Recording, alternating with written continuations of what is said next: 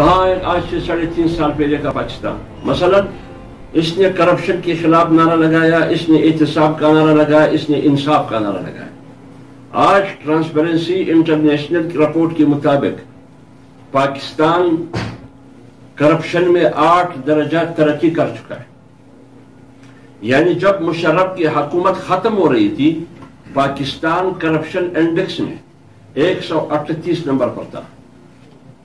جب نواز شریف کی حکومت آئی، پھر ان کی حکومت ختم ہوئی، 5 سال پوری کر کے پاکستان کرپشن انڈیکس میں 127 پہ آیا۔ کتنی درجے بہتری آئی؟ 11 درجے بہتری آئی۔ جب یہ زرداری کی حکومت میں 138 سے 127 پہ آ گیا۔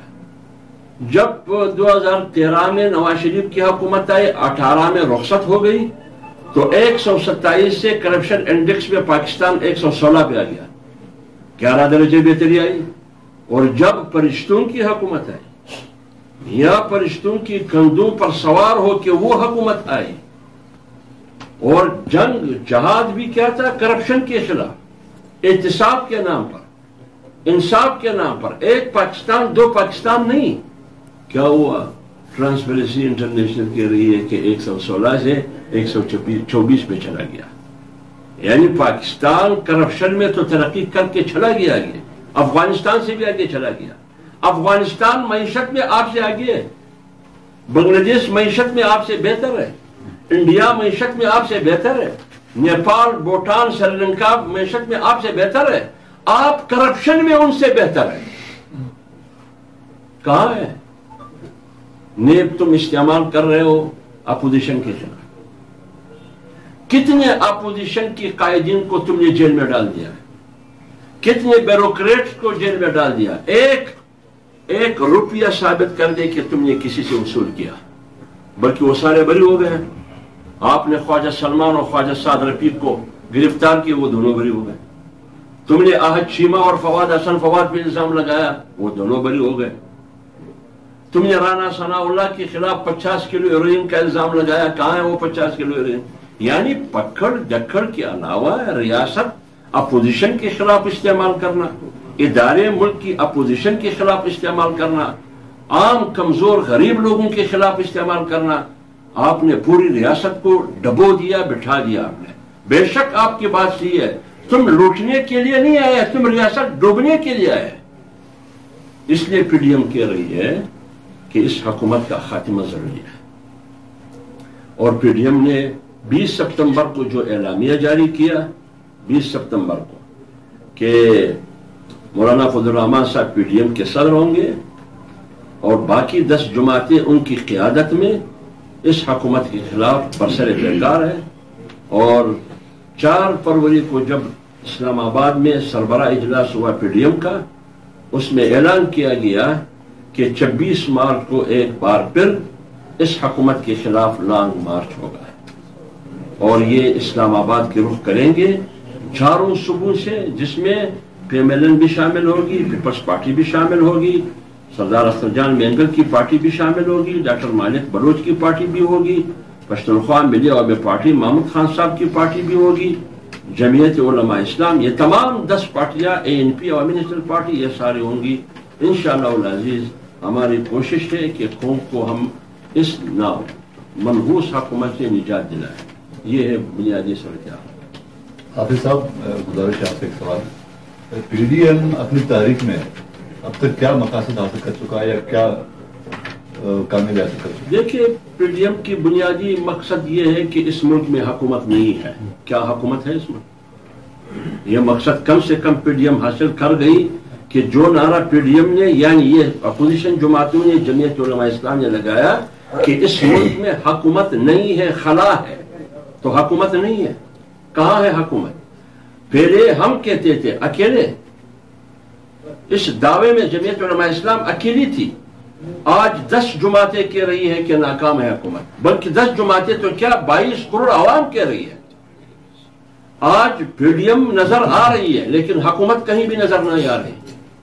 آج حکومت کسی بھی وزیر نے، تقریباً 50 سے 60 کی کیبنٹ ہے، مجھے بتائیے کہ 2.5 سال میں 3 وزیر بیٹھ کے انہوں نے حکومتی پالیسی عوام کے سامنے رکھا ہو کہ یہ میری معاشی پالیسی ہے، یہ میری تعلیمی پالیسی ہے، یہ میری ہیلتھ کی پالیسی ہے، یہ زراعت کی پالیسی ہے، یہ صنعت کی پالیسی ہے، یہ میری حرفت کی پالیسی ہے. کوئی تو بتائیے، امپورٹ ایکسپورٹ کی پالیسی ہے. کچھ نہیں ہے، صرف ایک ہی کام ہے. ہفتے میں 3 بار عمران خان کی سربراہی میں ان کے ترجمانوں کا اجلاس ہوتا ہے. نئی گالیاں اپنے ڈکشنری میں ڈھونڈتے ہیں. پی ڈی ایم کو تم نے یہ گالی دینی ہے، تم نے یہ گالی دینی ہے، اور مولانا کو یہ گالی دینی ہے تم نے. اس کے علاوہ گالی گلوچ کے علاوہ کوئی اور کام کیا انہوں نے؟ یہ تو پی ڈی ایم کی کامیابی ہے کہ پوری قوم آج پی ڈی ایم کی بیانیے کے ساتھ ہے کہ یہ حکومت ناکام. یہی کامیابی ہے، یہی کامیابی ہے پی ڈی ایم کی کہ آج پورا ملک بیک آواز کرے کہ پاکستان میں قانون نہیں ہے، لا قانونیت ہے. یہ پی ڈی ایم کی کامیابی ہے کہ پورا ملک اس بات پر متفق ہے کہ آج آئین کی حکمرانی نہیں ہے. آج پورے ملک کی عوام یہ کہہ رہی ہے کہ ملک میں جمہوریت نہیں ہے بلکہ نیم ماشاءاللہ ہے. ملک میں سویلین حکومت نہیں ہے، خاموش ماشاءاللہ ہے. پورے ملک یہ کہہ رہی ہے. آج آپ جا کے ریڑھی والے سے پوچھے، چپڑی والے سے پوچھے، ڈرائیور سے پوچھے، کسی مزدور سے پوچھے، کسی نوکر سے پوچھے کہ حکومت کس کی ہے، وہ کیا کہیں گے؟ یہی تو کامیابی ہے. یہی تو کامیابی ہے پی ڈی ایم کی کہ بابا اس قسم کی سسٹم نہیں چلے گی. جب آپ زبردستی کسی کو مسلط کر کے 22 کروڑ عوام پر یہ ہم چلنے نہیں دیں گے تو نہیں چلے گی.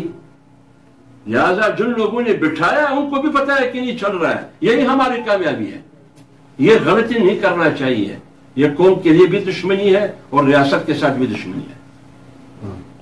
مولانا صاحب ایک سوال ہے آپ سے کہ جس طرح پی ڈی ایم نے جب اس کی تحریک بہت ہی آگے چلی تو اس نے جو ہے وہ اسٹیبلشمنٹ کو تنقید کا نشانہ بنا پڑا، لیکن آج کل وہاں سے ہٹ کے دوبارہ عمران خان کی طرف جو ہے وہ زیادہ تنقید ہو رہا ہے. دیکھیے میری بات سنیں، پھر میں ایک بات بول گیا ہوں، آپ پر یاد دلانا اپنا تنقید اسٹیبلشمنٹ کے بجائے عمران خان کی طرف، اس کا جواب میں دیتا ہوں.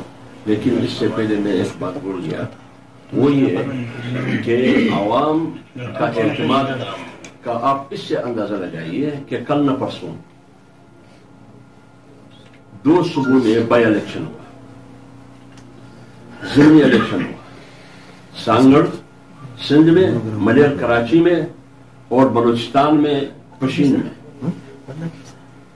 ان تینوں نشستوں پر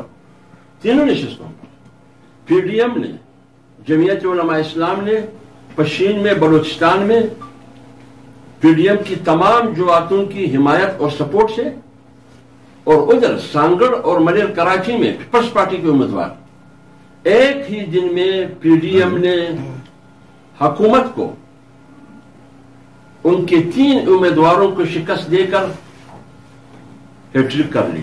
بھاری اکثریت. اس سے آپ اندازہ لگائیے. یہ کامیابی ہے پی ڈی ایم کی. اور بلوچستان کی حکومت تو پوری سرکاری مشینری کے ساتھ، جان سمیت، ان کی وزراء سمیت، ان کا کینڈیڈیٹ 2000 ووٹ لے سکے. اس میں بھی داندلی کی ہے انہوں نے، صرف ووٹ نہیں لے، اس میں بھی داندلی کی ہے. اب سوال یہ ہے کہ جس نے گائے کی سرپرستی کی وہ چرواہا کہاں ہے؟ عید قربانی سے پہلے گایا قربانی ہوا، وہ بھی جگہ کے ہاتھوں. آگے آپ کا انتخابی نشان کیا ہوگا؟ گدا ہوگا، جیسا ٹرمپ کا انتخابی نشان ہے. اور وہ لوگ جو جمعیت علماء اسلام کے کینڈیڈیٹ، جمعیت علماء اسلام کے مقابلے میں کتنی پارٹیاں اکٹھی ہو گئی، وہ سارے چوس رہے تھے گائے کے تنے کو. وہ چوسنے والے کا ہے، نہ چوسنے والا نظر آ رہا ہے، نہ چرواہا نظر آ رہا ہے. اور قربانی کے عید سے پہلے گائے قربانی ہوئی، آگے کیا کریں گے؟ اس لیے جمعیت علماء اسلام اور پی ڈی ایم کی جماعتیں آج بھی عوام کی جڑوں میں مضبوط ہے. آج بھی فیئر اینڈ فری الیکشن ہو جائے، کلین سویپ کرے گی یہ تمام پی ڈی ایم کی جماعتیں ہیں. اور جہاں تک آپ نے اسٹیبلشمنٹ اور عمران خان کی بات کی، دیکھیں اصولی طور پر بغیر کسی جذبات کے، ہوش کے ساتھ اسٹیبلشمنٹ کے ساتھ ہماری کوئی لڑائی نہیں ہے، بالکل کوئی لڑائی نہیں ہے. ہم چاہتے ہیں کہ فوج مضبوط ہو، ہم چاہتے ہیں کہ اسٹیبلشمنٹ مضبوط ہو. کیوں؟ تو دشمن سے لڑے گی نا. جب میں اپنے جیب سے 22 کروڑ عوام اپنے جیب سے ٹیکس دے رہا ہے، کیوں دے رہا ہے؟ اس لیے کہ مضبوط ہو. 5 ایٹم بم میں ہم چاہتے ہیں کہ 500 ایٹم بم. ان کے پاس 2 درجن کے F-16 ہے، ہم کہتے ہیں 100 درجن F-16. ان کے پاس 10 لاکھ فوج ہے، ہم کہتے ہیں کہ 30 لاکھ فوج ہو. ہم کہتے ہیں اس خطے کا چودھری پاکستان ہو. اگرچہ اسرائیل اور امریکہ اس خطے کا چودھری ہندوستان کو بنانا چاہتے ہیں، ہم مضبوط دیکھنا چاہتے ہیں. لیکن بات یہ ہے کہ اگر ایک ادارہ اسٹیبلشمنٹ کی صورت میں آئینی حدود کو پامال کرتے ہوئے، ان حدود کی تجاوز کرتے ہوئے اقتدار کی طرف ان کی قدم بڑھ رہی ہے، پھر وہ سیاست کرے گی تو سیاست میں پھر تنقید بھی ہوگی، پھر تنقید کو بھی برداشت کرنا ہوگا. ہماری کوئی لڑائی نہیں ہے ان کے ساتھ. اور یہ مولانا فضل الرحمان صاحب نے بھی کہا ہے کہ ہماری کوئی لڑائی نہیں ہے. لیکن اگر آپ سیاست میں میرا راستہ روکنا چاہتے ہیں، آپ یا آپ کا منظور نظر اس کو مسلط کرنا چاہتے ہیں، پھر اس طریقے سے ریاست نہیں چلے گی. پھر آواز اٹھانا آئین کے مطابق، آئین کی بالادستی کے لیے. عدلیہ کو بھی آئین نے اپنے حدود دیے ہیں، ایگزیکٹو نے بھی ایگزیکٹو کے لیے بھی حدود کا تعین کیا گیا ہے، مقننہ کے لیے بھی حدود کا تعین کیا گیا ہے، اسٹیبلشمنٹ کے لیے، فوجی ادارے کے لیے جو کہ ہمارے لیے محترم اور مقدس ہے، اس کے لیے بھی آئین نے حدود کا تعین کیا ہے، سیاستدان کے لیے بھی کیا ہے. ہر ایک اپنے حدود میں رہے، کوئی لڑائی نہیں ہے. لیکن اگر آپ میرے کام میں مداخلت کریں گے، میں آپ کی صحافت میں مداخلت کروں گا، آپ بتائیے لڑائی ہوگی یا نہیں ہوگی؟ لڑائی ہوگی.